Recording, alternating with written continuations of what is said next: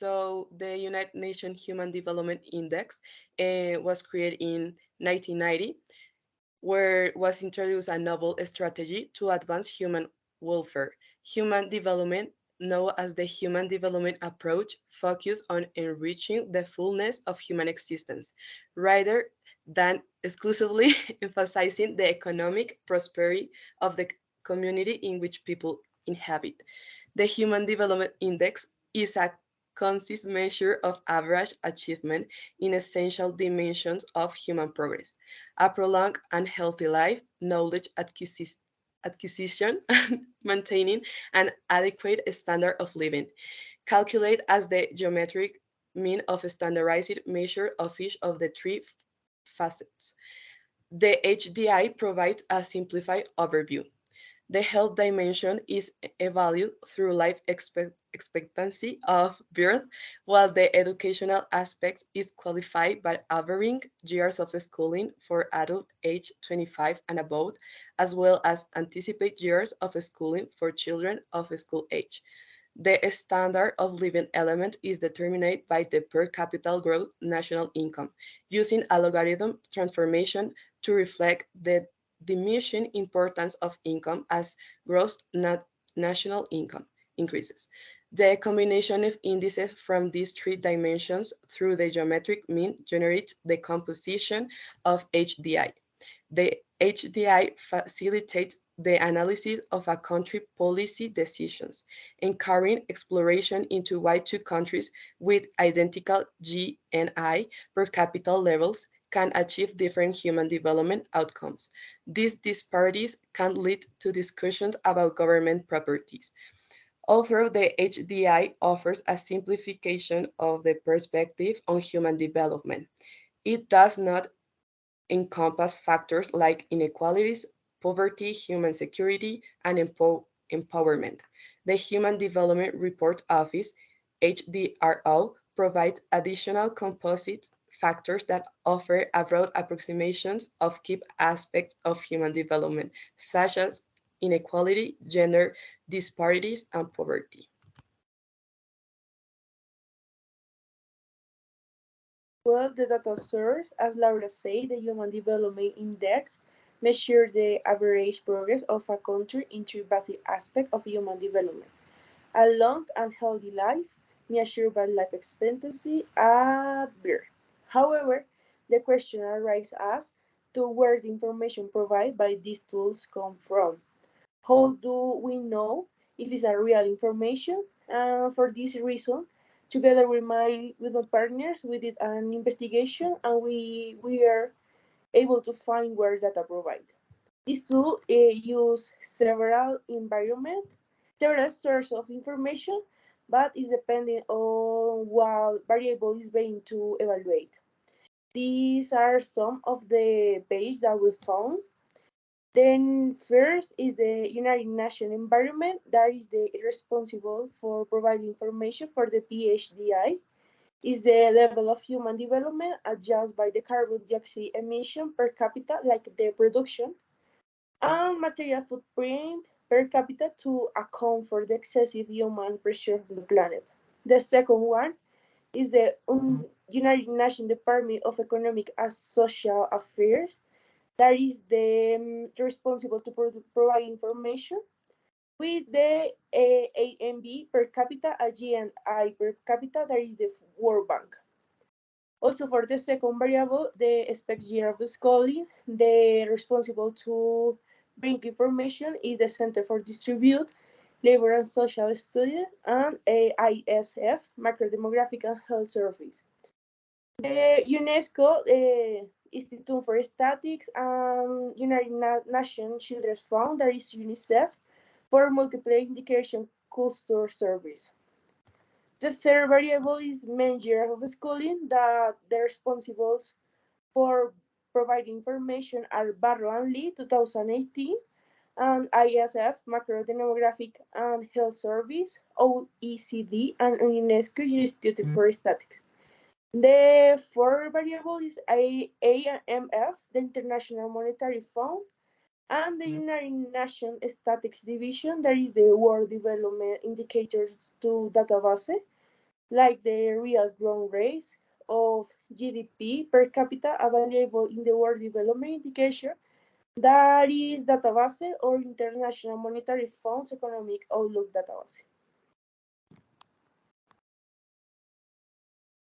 Okay, so something very important is what can it offer this indicator. So offer several key benefits and insights for policymakers, researchers, and organizations concerned with human development and well-being. Also, we can say that this indicator serves as a valuable tool for people that is interested in know the context of human development. Now, the usefulness of this indicator could be that, for example, allows researchers to compare and contrast the development levels of different countries or regions. It provides a holistic view of development that goes beyond purely economic indicators, facilitating comparison across diverse contexts.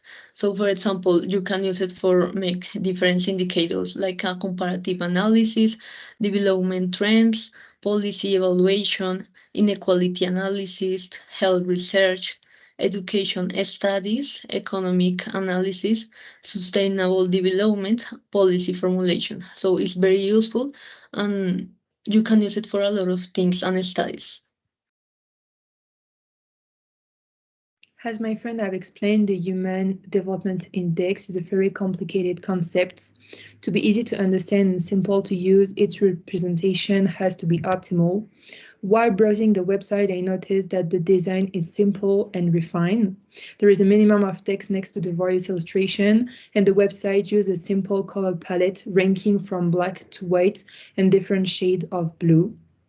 In addition, the website respects the hierarchy of information, highlighting the most important information in relation to the research, followed by additional information. The website is intuitive and clear, even for someone new to the concept. Next. So, as we said before, the HDI was created to emphasize that people and their capabilities should be the ultimate criteria for assessing the development of a country, not economic growth alone. Also, as we said, it has three dimensions. Traditionally, long and health life dimension is calculated from life expectancy. The dimension that is knowledge is it's calculated from the expected years of schooling and mean years of schooling. And finally, a decent standard of living uses the gross domestic product, the GDP, as an input. Okay, so here we have an example. At first, when we have the data, we have it raw. So um, the data we have here is from Colombia. Okay, so we have the three main data for the HDI, which are life expectancy, level of schooling, and income per capita. Okay, so this part is the data on a CSV Excel document, which is like organized, but it is like too hard to read. So for helping people, the HDI page has one graphic which shows basically how it works. So the HDI works by an scale from 0 to 1. So the closest country is to 1, the more developed it is. Okay. So we have here an example that is Colombia.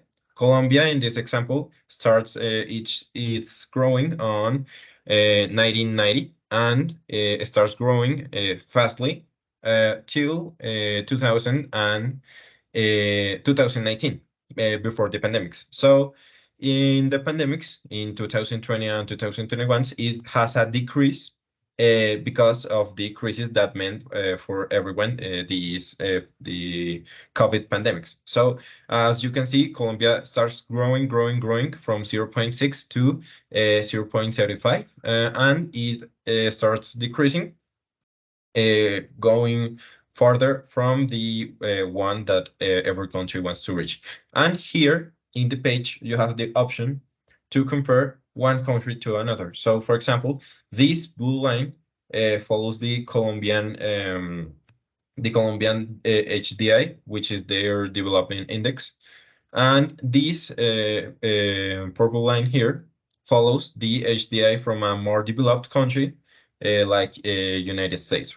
For this example, I use Colombia and United States because Colombia is a Latin American third world country, and United States is a first world country. So these two countries are really different. As you can see, Colombia is further from the one than the United States is, but the growing of Colombia is much bigger because of their development states.